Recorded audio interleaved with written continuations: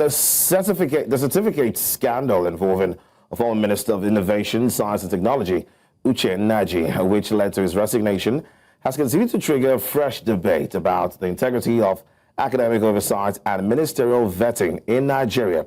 Now, it has raised questions about what checks are in place to verify the credentials of those appointed to high office. As investigations continue, many observers are calling for stricter enforcement of certificate verification for public officials and a transparent review of vesting responsibilities when credentials are found to be questionable.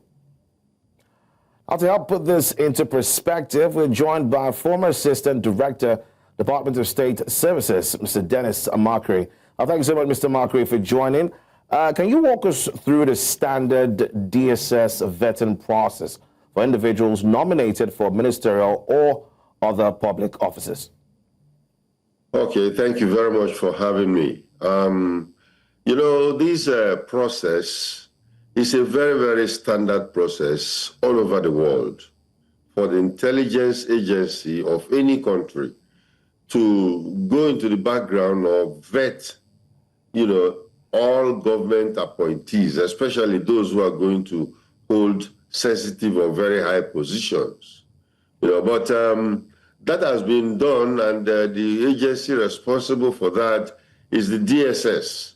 But however, we've been having some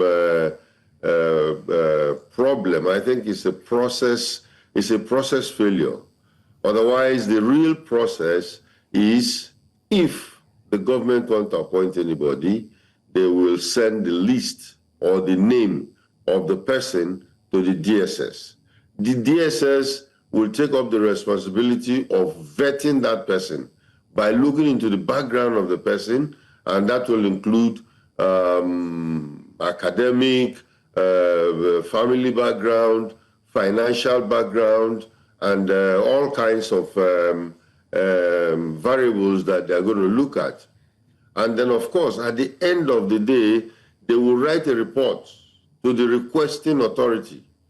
And then the requesting authority will now look at it, and if they feel that the person is okay, they will send it to the Senate. And the Senate will now go ahead and then, of course, do their own vetting again before confirmation, because when the person comes to the Senate, they are supposed to ask some questions of that person, whether the person is fit for the position.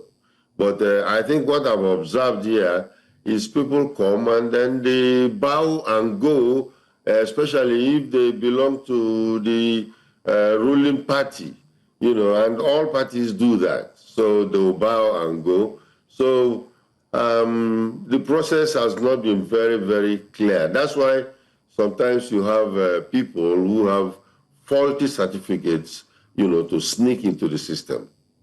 Now, in your experience, what are the most common bottlenecks, or would I say lapses in the DSS vetting system that, can allow falsified credentials to go unnoticed? As far as I'm concerned, I know, and I've done that before when I was in service. When we vet people, we vet them up to their villages, up to who their grandmother is.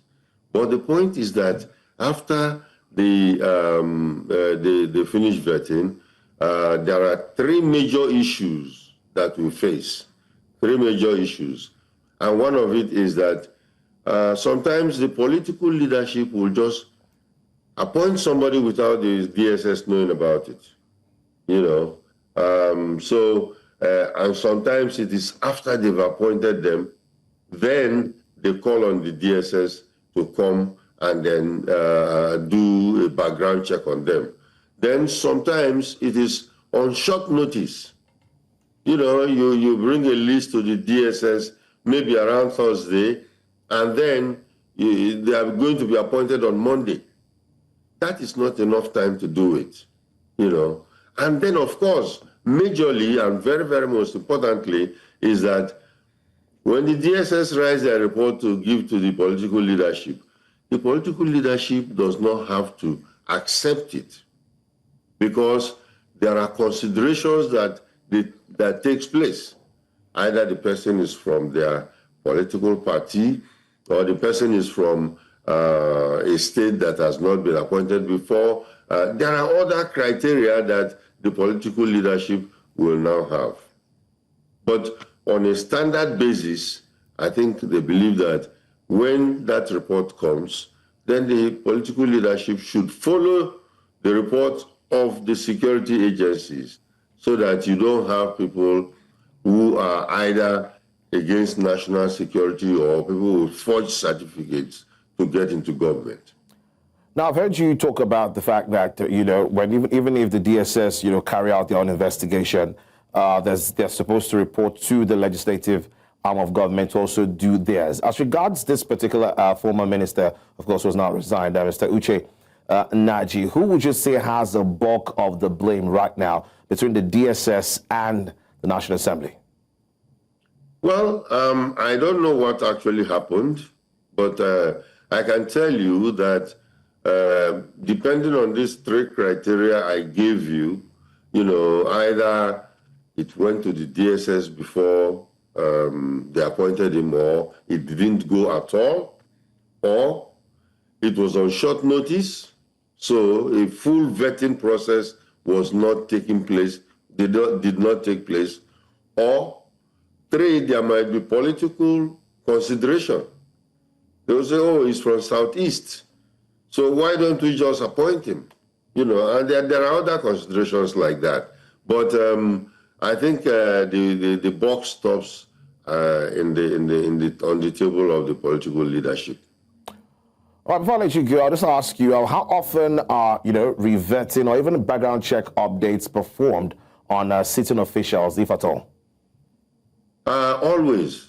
All ministers are going to be vetted. All.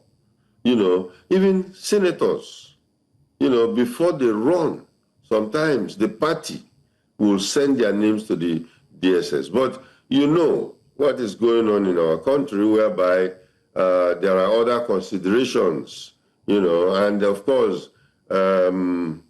besides the vetting of any of these candidates or ambassadors, for instance, before the vetting of these candidates, they are supposed to look at them and make sure that there are no integrity issues, either from the party or from the government itself, And then the Senate is very, very common. The other day I was listening to Senator Aline Dume, who was saying that our own is just to confirm, candidates. And I don't think that is the right way to do it. All right, thank you so much, Mr. Amachree, for having this conversation with us.